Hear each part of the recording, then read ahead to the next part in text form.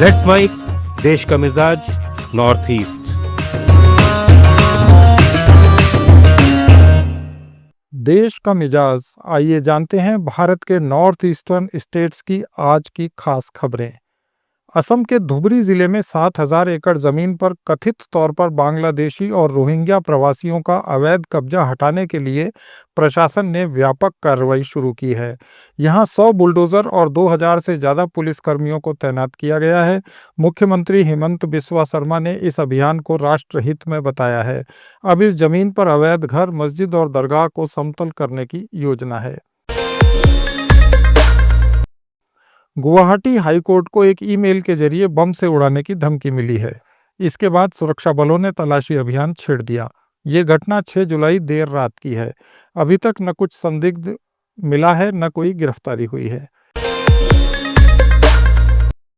मेघालय में खासी और जयंतिया समुदायों के संगठन हेन्यू ट्रैप इंटीग्रेटेड टेरिटोरियल ऑर्गेनाइजेशन यानी HITO ने भारत बांग्लादेश सीमा से होने वाली घुसपैठ को रोकने के लिए एक बार फिर इनर लाइन परमिट ILP लागू करने की मांग की है।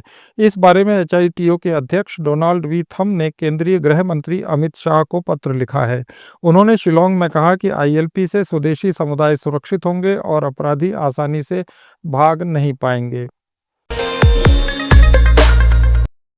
7 जुलाई 1999 को मेघालय के तुरा से बालनगिरी जाते समय CRPF की 3rd बटालियन पर उग्रवादियों ने हमला किया था। इसमें 2 जवान शहीद हो गए थे।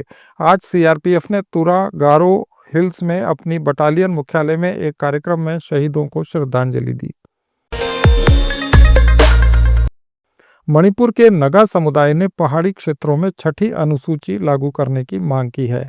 नगा संगठनों ने सेनापति में एक बैठक में केंद्र सरकार को ज्ञापन भेजने का फैसला लिया। उनका कहना है कि ये नियम स्थानीय समुदायों को जमीन और संस्कृति की रक्षा के लिए ज्यादा अधिकार देगा। केंद्र सरकार ने मणिपुर में शांति स्थापना के लिए नगा और अन्य समुदायों के साथ वार्ता तेज कर दी है। इम्फाल में केंद्रीय गृह सचिव गोविंद मोहन की अध्यक्षता में हुई बैठक में विभिन्न समुदायों के नेताओं ने हिस्सा लिया। सरकार का लक्ष्य 2015 का नगा शांति समझौता लागू करना और जातीय तनाव कम करना है। मणिपुर पुलिस ने चूड़ाचांदपुर जिले के खोमजोल क्षेत्र में म्यांमार से हथियार तस्करी का रैकेट पकड़ा है। इस मामले में यूनाइटेड नेशनल लिबरेशन फ्रंट के नेता सिनम सोमेंद्र मेतेई उर्फ रिचर्ड सहित 4 लोगों को गिरफ्तार किया गया है। इनके पास से पिस्तौल, गोला बारूद और जाली दस्तावेज भी बरामद किए गए हैं। अरुणाचल प्रदेश के लोंगडिंग जिले में असम राइफल्स के साथ मुठभेड़ में एक प्रतिबंधित संगठन का संदिग्ध उग्रवादी मारा गया।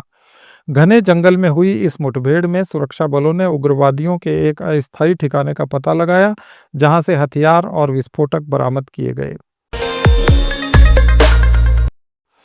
अरुणाचल प्रदेश के तवांग और वेस्ट कामेंग जिलों में दलाई लामा का 90वां जन्मदिन धूमधाम से मनाया गया।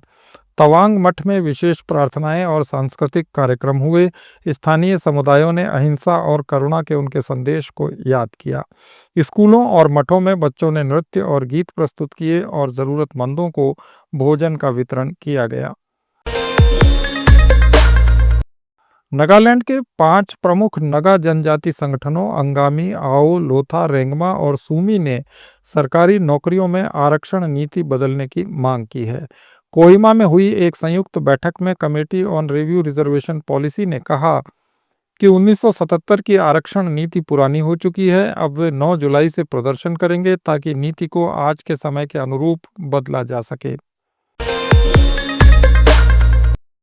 एक नगा उग्रवादी संगठन NSCN के यानी निकी ने दीमापुर से बयान जारी कर केंद्र सरकार के मनी लॉन्ड्रिंग के आरोपों को खारिज किया है।